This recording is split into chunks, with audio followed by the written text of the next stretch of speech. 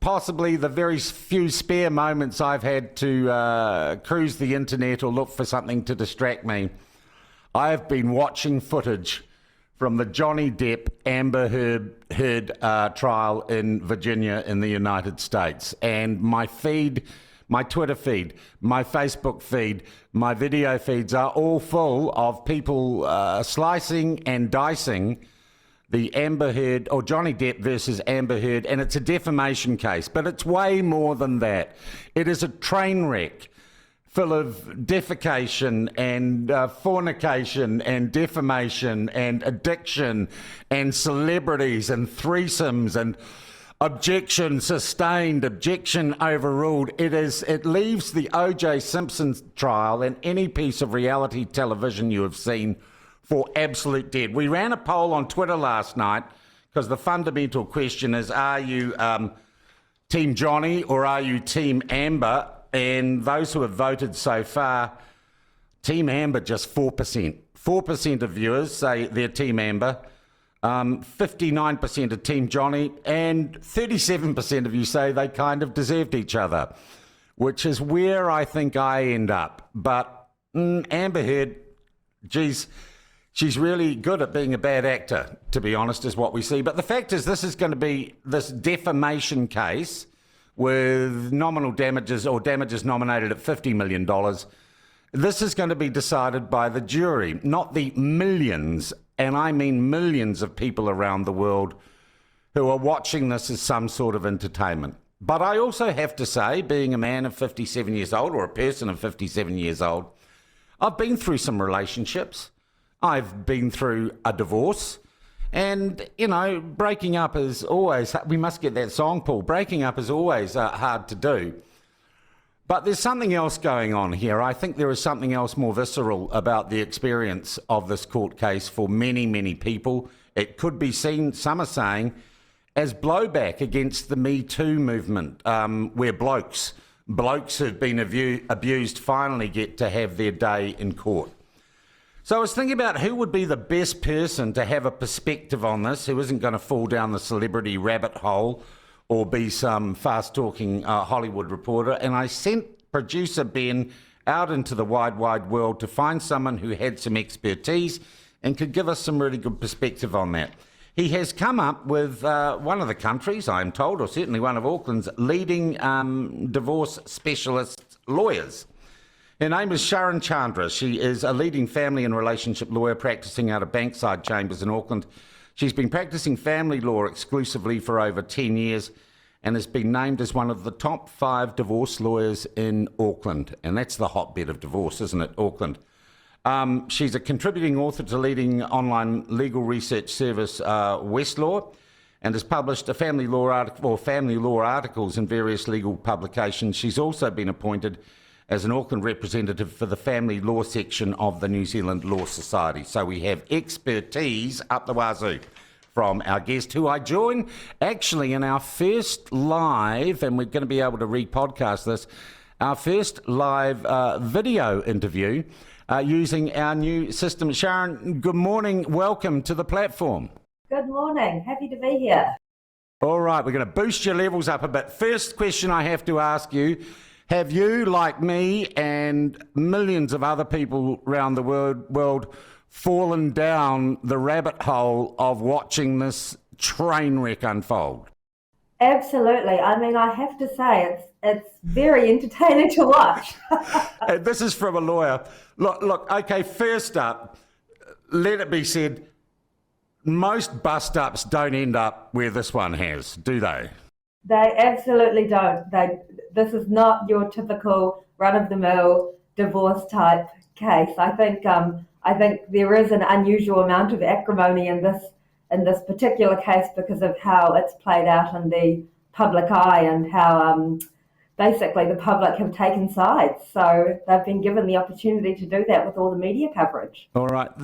It is a defamation case, but it seems more than that. This is payback time. This is the last great argument where, you know, the frying pan and the rolling pin are flying, and there's no coming back from this, isn't it? This is like a death match in a relationship.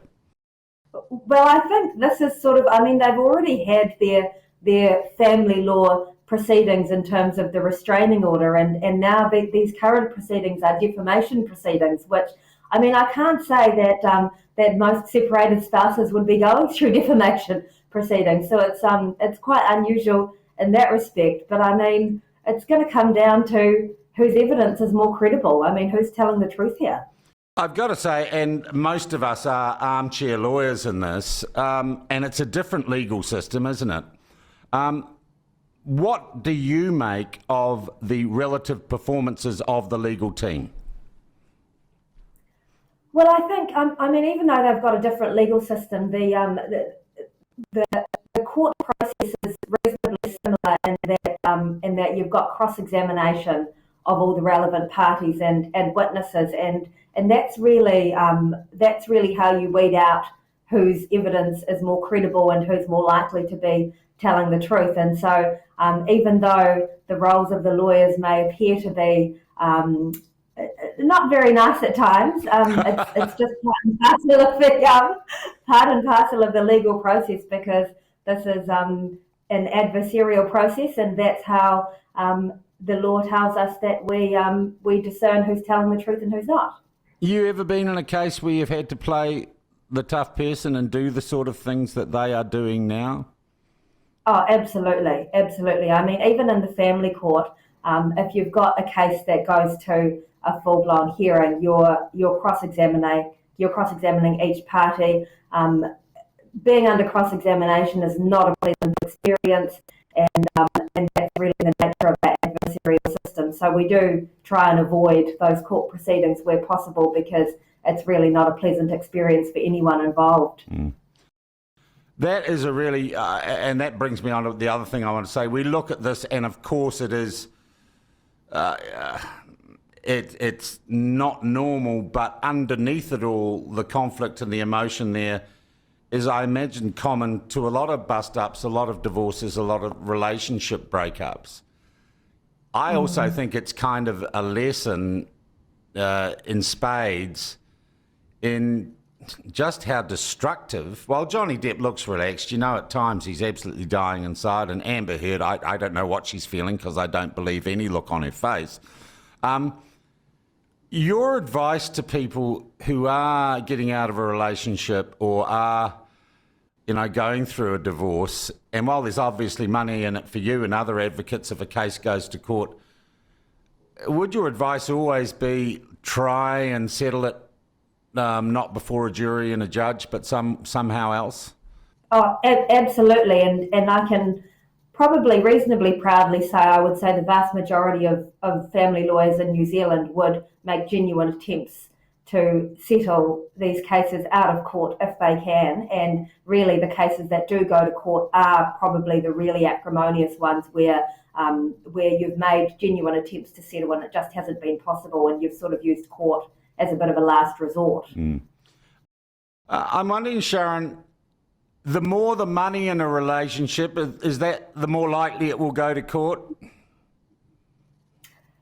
I wouldn't necessarily say there's a connection between the two. I'd almost say it's the other way around. If you've got, for example, a client who's perhaps not paying for the legal fees themselves because they're legally aided, then cost doesn't become a factor when they're making their decisions about whether to go to court or not. So perhaps it's those types of cases that are more likely to go to court because cost isn't being taken into account when decisions are being made about what to do.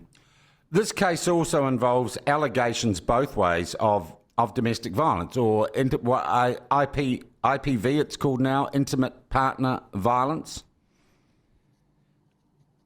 How often is that used? And I guess, I don't know, the incels, the men's movement, is there is such a thing, and I get plenty of correspondence from people on Facebook and Twitter, and a lot of it from blokes who say they have been done down by the family court system. Their partner has lied about them hitting them so that they can't get access to their kids, etc. It feels, And I know that Alec Baldwin and the movie star or TV star and Johnny Depp wrote a foreword in the last couple of years to a book about the unfairness of the family court system in the United States. So there is some, I think underlying all this, there is some sort of philosophical campaign going on in regards to this. So my question is it, and I imagine a lot of blokes saying, oh, that happens all the time, this Amber Heard supposedly, allegedly making up allegations of domestic violence. How often in New Zealand is domestic violence or allegations of domestic violence brought into a divorce or separation settlement or negotiation?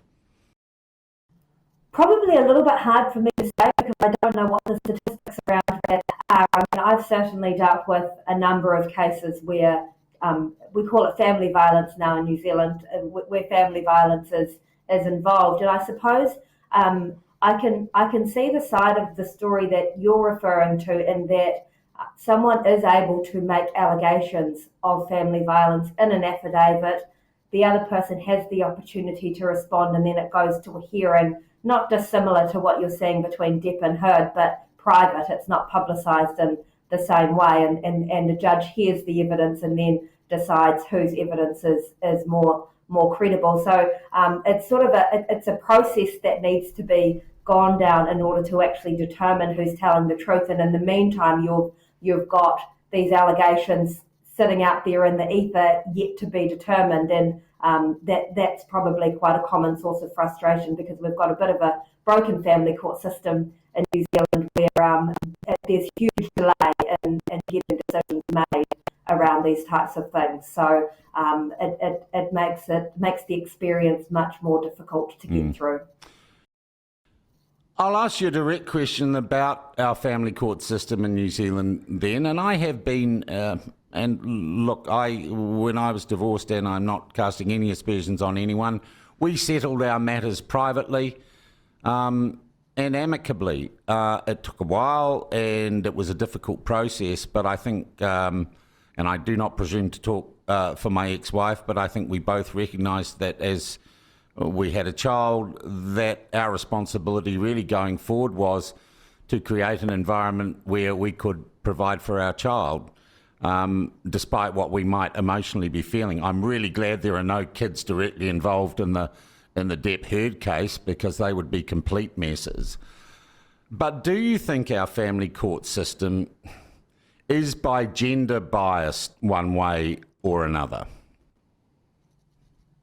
I don't think it's gender biased. I think that that could be a perception as a result of how long it takes to get anything done within the family court process, because it takes a very long time and it's expensive, and so that's generally why we try and avoid it where we can. And a consequence of that may very well be that there's a perception of bias because it's taking so long to get sorted, that you've got these allegations that are sitting out there without any, which may not be without any foundation, but you don't have any determination made on those allegations for a long time, or what feels like a very long time. Yeah. Well, apart from not drinking 3 gallons of $500 a bottle red wine, snorting, I don't know, half a bucket of Coke a day, what advice would you have for couples not to end up in the sort of situation that Johnny Depp and Amber Heard are if they decide their relationship has ended? What are the steps to not go there? Well, I think, as I say, the vast majority of family lawyers in New Zealand do genuinely attempt to settle these types of cases out of court. So I think part of it is a matter of getting legal advice so that you can be fully appraised of what the consequences of each decision is, and then you make your decision from there. But that also requires you to have a clear head, and there's the emotional side of it. So you probably want to make sure you've got some good support around you, even if it's not friends or family, maybe even a counsellor or a therapist, so that you're able to make decisions that you need to. Mm. Bad news for you. I read somewhere, I think just in the last couple of days, New Zealand's divorce rate is dropping. Oh, is it? I don't know if I read that. All right, look, And finally, getting back to the case itself, you're still watching, you're still down the rabbit hole, still saying, oh, who's on the stand today? Indeed, yes. Okay, give me a prediction. Give me a legal prediction about what the outcome's going to be. I honestly don't even think I could hazard a guess, to be honest, because it sort of seems to be ebbs and flows, and I just wouldn't even attempt to make that guess. All right, but you're Team Johnny. Well, I don't know. I don't know. That is very impartial of you, Sharon. Look, thank you so much. And as I said, I think this is a story that we watch with it's voyeuristic, but I think also for many people who have been through a relationship breakup, it does actually have a personal significance. You can look at it in the context of your own life and say that might be why I emotionally engage with it. Totally. Yeah. And I mean, it's completely sensationalized. So even if you don't identify with the issues, it's still gripping to watch. All right. Hey, thank you so much indeed. That is, legally expert on divorce, relationship settlements and everything else, Sharon Chandra.